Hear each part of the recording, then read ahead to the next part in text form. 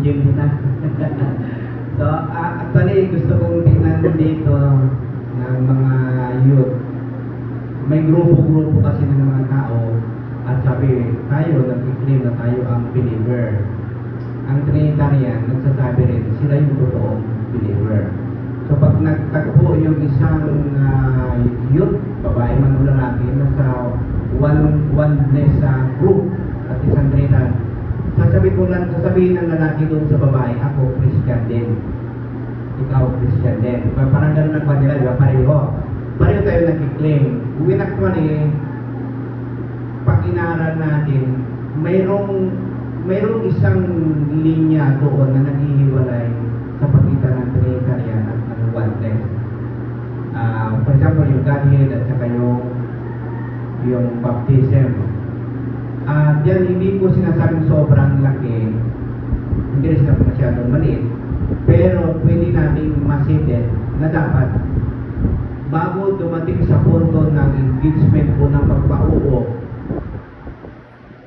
o sagutin kung siya ay babae na oneness, dapat masitid yung usapin yun. Kasi ako naniniwala, dito kasi sa church na ito, maraming Trinitarian na naging oneness. Kasi yung nag-invite sa kanya na youth is oneness, siya Trinitarian, nalipat dito, naging oneness. Pero wala pang pinag-uusapang ligawan.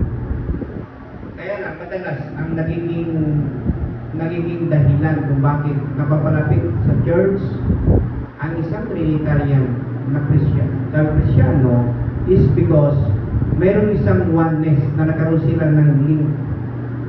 Ngayon, siyempre, hindi po pwedeng tayo naniniwala na talagang tayo ang tama. Yung ating doktrina talaga ang tama. So, wag sanang mag-give-in o wag tayo yung bibigay na tayo yung matatalo. Along the way ng coaching, kung ang oneness ay lalaki na youth, pero mahal niya talaga ito si youth na babae Trinitarian, baka bumigay siya doon sa doktrina. Diba? Sa doktrina ng Trinitarian kasi masyadong maganda eh.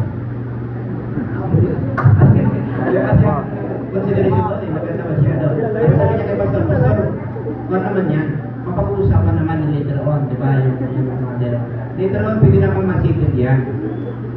Pero sana huwag humantong doon. O kung yung babae naman ay oneness, ang lalaki Trinitarian, sasabihin naman ni girl na, Pastor, irresistible talaga yung pag-opunan mo, brother. Kaya kung i-compromise yung doktrina, hindi way, pag-pipre ko yan, mapupunta naman yung promise. Very risky yun. At huwag sanang humantong doon. Hanggat pa mag-prevail yung tamang doktrina, ikaw manilalaki ng oneness, babaeng oneness, kung magkakaroon ng relasyon, dapat isipin muna hanggat maaari. Hanggang doon sa level ng pagliligawan pa lang, and then kung mapapagdaan, sana mayroon pa rin ang tawag yan sa period na yan. Parang grace spirit, para mapatunayan totoong naniniwala na siya sa doktrina yun. Kasi ang iba naman na mga, sasabihin ng babae, sige, sasagutin kita, pero pabaptize ka sa Jesus name. Pero sige, pabaptize mo. Pero actually, yung puso niya hindi pa talaga nababago. And then, sabi ng lalaki ito, kakayanin ko rin itong krasukin pagkatapos. So, pagkatapos doon, maaari yung babae, madala doon sa Trinitarian na doktrina na, which is, nagkalungkot sa part ng pastor, ng mga leader ng church, kasi ang gusto nila manatili sa isang tamang turo ang kanilang mga membro. So, dapat siguro, hindi naman sinasabing na bawal talaga. Pero, huwag humantong doon sa libig na magkakaroon na kayo ng commitment. O kaya ng relasyon. Hanggat pa rin, walang relasyon muna mangyayari. Hanggat single mo na yun. And then, meron pang period para, grace period matingnan. Kasi hanggat pa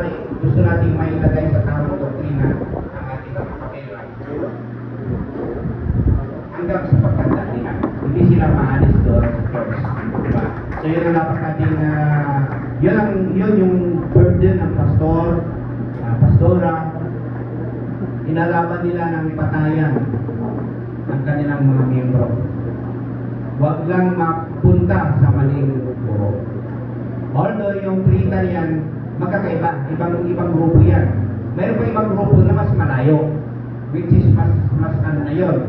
Halimbawa, yung mga grupo ng Mormons, Jehovah's Witness, mas makalayo na yan. Tulit yan, masabi natin talaga. Yun, parang wala na talaga sila sa makatulong para mapakalayo din yan. So, yan na siguro, para magkaroon lang siguro ng awareness. May tanong ko lang, mayroon dito may relasyon sa ibang grupo.